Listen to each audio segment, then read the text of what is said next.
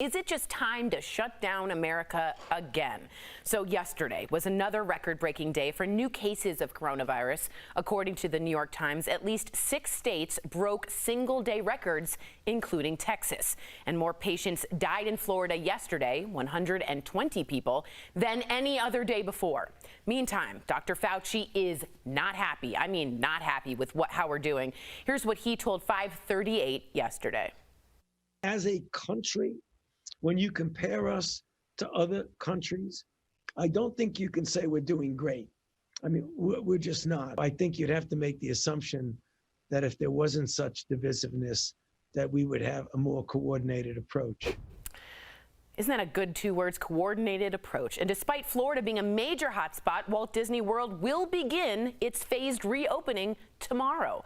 They are taking several precautions, including limiting attendance, taking temperatures, and requiring face coverings. I saw a lot of people, Erica, talking about this, and as they were talking about how to reopen, they were over Zoom. And I'm like, if you're discussing over Zoom how to reopen, maybe you shouldn't reopen because it's scary enough to get in there. How do you feel? Do you think we need to shut down again?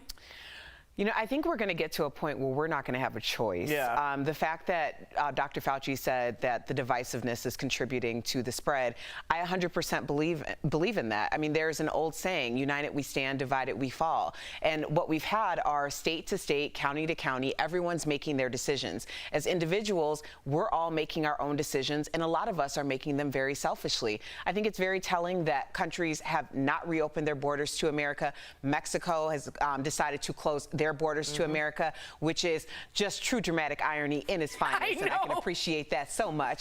So I think there's going to come a point where Americans aren't going to have any place to go outside of this country because we are going to get branded as the dirty coronavirus Americans. Which is so ironic, and someone just wrote in, Brahmini Ravi, I feel like we are doing the worst of them all.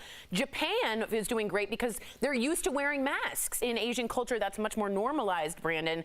Are you thinking Disney, not a great idea to reopen? I think it's a terrible idea. Yeah. And to go back to what Erica was saying, like, I'm waiting for Mexico to come out and say, build that wall, you know, to keep us out of there almost. But what I would like to see, and a lot of other people I feel like will want to see, Tori and Erica, is some sort of transparency when it comes to this testing.